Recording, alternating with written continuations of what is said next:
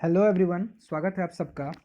मेरा नाम है प्रवीण चक्रवर्ती और आज हम लोग डिस्कस करने वाले हैं एक जेई में पूछे गए एक ऑप्टिक्स के बहुत ही अच्छे सवाल के बारे में। सवाल आप स्क्रीन पे देख सकते हैं, जहां साइड में आप यहाँ स्क्रीन पे आप देख सकते हैं। क्वेश्चन को एक बार आप पढ़ लीजिए आराम से, देन आप इस वीडियो को पूरा देखने की कोशिश कीजिए। अगर आपसे ये सॉल्व हो जाता है तो मुझसे आप कमेंट सेक्शन में कमेंट करके मुझे बताइए कि इसका राइट सॉल्यूशन क्या है। ठीक है, तो आई होप कि आपने वीडियो पॉज करके इसे सॉल्व किया होगा। चलिए मैं एक बार क्वेश्चन आपको समझा देता हूँ। क्वेश्चन क्या कह रहा है कि the cross section view of a prism in the equilateral triangle ABC in the figure, the minimum deviation is observed using this prism when the angle of incidence is equal to the prism angle. The time taken by the light to travel from P यानी mid point of the BC to A is 10। ठीक है, वगैरह वगैरह जो भी है। देखिए आप क्वेश्चन में क्या कहा गया है कि आपके पास एक इक्विलेटरल ट्राइंगल वाला प्रिज्म है जिसका नाम दे दिया है A B और C। ये जो है पहला तो इक्विलेटरल ट्रायंगल है, तो आप ये अंदाज लगा सकते हैं बहुत आसानी से कि इसको ईच एंगल कितने डिग्री होंगे, 60 डिग्री होने वाले हैं, चाहे वो वर्टिकल हो चाहे वो बेस एंगल जितने भी हो। और क्या कहा गया है कि इसको क्रॉस व्यू कहने का मतलब कि अपने से फ्रंट व्यू से अगर अपने से देखने की कोशिश की है। आगे का क्वेश्चन में क्या बोल रहा है, द मिनिमम डेविएशन, ध्यान से पढ़िए यहाँ से, तो जब minimum deviation is observe using this prism when the angle of incidence, suppose कीजिए कि लाइट यहाँ से इंसिडेंट होता है प्रिज्म में।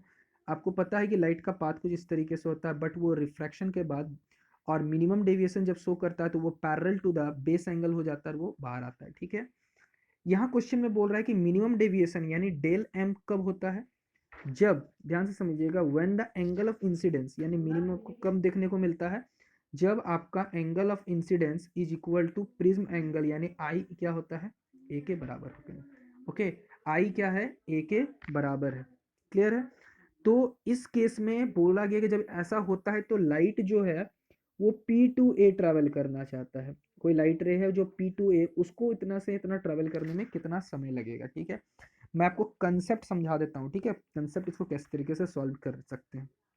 देखिए अगले स्लाइड में मैं इसको पूरे के पूरे, देखिए इस तरीके से आपका बीम ऑफ लाइट, यहाँ से लाइट गया है, ये जो भी है इस तरीके से आपको कुछ रिलेशन, जैसे कि प्रिज्म में आपको पता है कि I plus E is equal to A plus del होता है। ठीक है, और जब मिनिमम डेविएशन की बात की जाती है, किसकी बात की जाती है, मिनिमम डेविएशन की जब हम बात करते हैं तो हम डेल को डेल एम से रिप्लेस करते हैं और आई किसके बराबर होता है, सिमे ई के बराबर होता है। इस क्वेश्चन में बोला गया है कि ये इक्विलेटरल ट्रायंगल है पहले से, यानी ये एक ए पी सी और ईच एंगल 60 डिग्री है, यानी प्रिज्म एंगल 60 डिग्री है, और वो किसके बराबर है, आई जो है वो एंगल ऑफ प्रिज्म के बराबर है यानी 60 डिग्री होगा। यानी आई ई और ई सब कितने डिग्री होने वाले हैं, 60 डिग्री।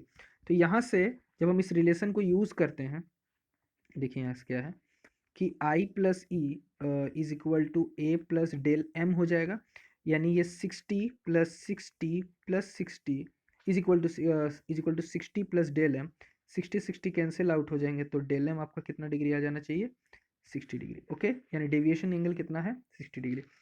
एक चीज और कर सकते हैं यहाँ से, देखिए कि R1 और R2 एक रिलेशन और होता है कि R1 plus R2 is equal to A होता है, लेकिन जब मिनिमम डेविएशन करते हैं तो R1 और R2 क्या हो जाता है, सेम हो जाता है। R1 और R2 है क्या, मैं फिर से बता दे रहा हूँ, ध्यान से समझिएगा। यहाँ R1 और R2 क्या होता है, लाइट इस तरीके से इंसिडेंट हुआ, ये बेस, ये हो गया नॉर्मल, तो लाइट अपने नॉर्मल के साथ जो एंगल बनाता है मीडियम में, ये कहला जाएगा R1। ठीक उसी तरीके से यहाँ कहला जाएगा R2, देन जाके यहाँ एंगल ऑफ इमरजेंस ई कहला जाता है। ओके, तो ध्यान से समझिए आगे की बात को, कुछ इस तरीके से हम लोग यहाँ समझ सकते हैं कि यहाँ से R1 और R2 भी सेम हो जाता है जब मिनिमम डेविएशन, यानी R plus R is equal to A, यानी 2R is equal to A, but A जो है वो आपका 60 डिग्री है, तो 2R इज इक्वल टू 60, तो इसका मतलब R का वैल्यू आ जाएगा एंगल ऑफ, क्या आ जाएगा, 60 डिग्री। ठीक है, क्वेश्चन में आपको बोला क्या गया था, ठीक है, क्वेश्चन में आपको बोला क्या गया था कि ये आपका है यहाँ से यहाँ P to A कितना निकलेगा। तो देखिए यहाँ से यहाँ जो टाइम निकालना है, टाइम निकालने के लिए आपको क्या चाहिए, डिस्टेंस बाई, डिस्टेंस बाई, आप जानते हैं स्पीड होता है।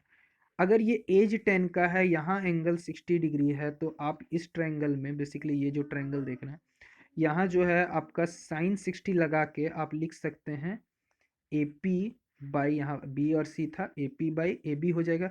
साइन 60 जो होता है वो आपका √3/2 होता है, AP हमें नहीं पता है बट AB पता है, वो 10 सेंटीमीटर का है। दैट मीन्स है कि इसको हमने कट किया तो ये 5 आ गया, तो दैट मीन्स AP जो है वो आपका 5√3 सेंटीमीटर में है। और इसको स्टैंडर्ड यूनिट्स यानी मीटर में लाना चाहेंगे तो 5√3 इंटू 10⁻², यानी ये आपका AP निकल गया है। ठीक है, AP मतलब अर्थमेटिक प्रोग्रेशन नहीं है, डिस्टेंस बोला गया, यानी डिस्टेंस का जो है वो आपको पता चल गया। ओके, तो अगर आप टाइम निकालने बोला गया है तो डिस्टेंस आपका है 5√3 इंटू 10⁻³ मीटर आ जाएगा। सॉरी, हाँ ये मीटर में आ जाएगा। लेकिन अब आपको चाहिए स्पीड। स्पीड क्या है स्पीड? आपको पहले इस प्रिज्म के अंदर ध्यान से समझिएगा, इस प्रिज्म के अंदर लाइट की कितनी स्पीड है। तो यहाँ सबसे पहले आपको यहाँ लाइट की स्पीड पता होना चाहिए ना, कितना स्पीड होना चाहिए इसके अंदर में। आपको इस फ्री स्पेस में पता है कि जो स्पीड ऑफ लाइट होता है स्पेस में वो 3 इंटू 10⁸ मीटर पर सेकेंड होता है वो स्पीड। लेकिन इस मीडियम के अंदर कितना है, इस मीडियम के अंदर आप कैसे निकालेंगे? आपको पता है, स्नेल्स लॉ आपने पढ़ा है। स्नेल्स लॉ में आपने क्या पढ़ा है कि जो म्यू होता है, रिफ्रैक्टिव इंडेक्स हो जाता है वो v1/v2 लिखते हैं, speed of light in medium two. यहाँ फ्री स्पेस ये v1 है, ये v2 है। स्पीड ऑफ लाइट यहाँ आपने c लिखा है, यहाँ हमें पता नहीं इसलिए हमने v2 को v से रिप्लेस किया, यानी ये आपका हो जाएगा c/v। तो जब आप यहाँ से आगे देखते हैं, चलिए मैं इस अगले स्लाइड पर आ जाता हूँ। तो म्यू इज इक्वल टू आपका हमने लिखा c/v, तो v is equal to c/μ। c की वैल्यू आप जानते हैं, speed of light is 3 into 10⁸ metre per second होता है, बट म्यू जो होता है वो हमें नहीं पता। अगर हम म्यू फाइंड आउट कर लेंगे तो स्पीड ऑफ लाइट निकल जाएगा, और स्पीड ऑफ लाइट को जब हम यहाँ पुट कर देंगे तो आपका आंसर भी आ चुका होगा। क्लियर है? लेकिन इस म्यू को निकालने के लिए हमें थोड़ा सा पीछे जाना पड़ेगा। ठीक है, चलिए देखिए पीछे क्या कहने की कोशिश कर रहा है कि आपको पता है कि जब आर व डेल एम पता है, आर पता है और एंगल ऑफ ये पता है, तो आप प्रिज्म के केस में सोच के देखिए, ये अगर यहाँ एंगल आई बनता है तो आप स्नेल्स लॉ फिर से लगाते हैं, तो म्यू इज इक्वल टू आप क्या पाते हैं, sine I by sine R लगाते हैं। तो एंगल ऑफ इंसिडेंस जो कि यहाँ पर बोल ही दिया गया कि एंगल ऑफ इंसिडेंस किसके बराबर, प्रिज्म एंगल कितना था, 60 डिग्री। साइन 60 और आर, जो कि आर का वैल्यू आप देख सकते हैं, यहाँ हमने लिखा हुआ था आर का वैल्यू कितना है, 30 डिग्री आया हुआ है, यानी साइन आर कितना है, 30 डिग्री। तो आप यहाँ से देख सकते हैं साइन 60 जो होता है वो √3/2 होता है, और साइन 30 जो होता है 1/2 होता है, तो 1/2 कट गया, तो म्यू का वैल्यू आ गया √3। ओके, तो जब आपके पास √3 आ गया है तो आप आगे जाके यहाँ से देख सकते हैं, काफ़ी ज़्यादा हम आगे निकल चुके हैं। तो यहाँ से आपका आ गया है √3, तो जब इसको म्यू भी का वैल्यू लिखेंगे तो √3 इंटू 10⁻³ मीटर पर सेकेंड, ये आपका स्पीड ऑफ आ जाएगा, लाइट आ जाएगा। ओके, ये आपका क्या आ जाएगा, स्पीड ऑफ लाइट आ जाएगा।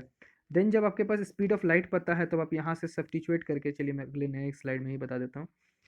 तो जब आपको टाइम निकालना था, टाइम निकालने के लिए क्या करेंगे, आपको पता है आपका 5√3 इंटू 10⁻⁻² मीटर पर सेकेंड था, और नीचे जो था आपका √3 था। ठीक है, तो √3 था, यही था ना आपका, देख लीजिए यहाँ से जो भी आया था √3, अच्छा √3 इंटू 10⁻⁻8, तो ये √3 कट जाएगा, तो ये 5 इंटू 10⁻⁻10, यानी आपका जो आपसे कंपेयर करने पूछा गया था, आपसे पूछा गया था कंपैरिजन करने पे कितना आ जा रहा था, यानी 10⁻⁻10 से पूछा था, इस ब्लैंक स्पेस पे क्या था, इस ब्लैंक स्पेस पे कितना हो जाएगा, 5। Year answer is 5।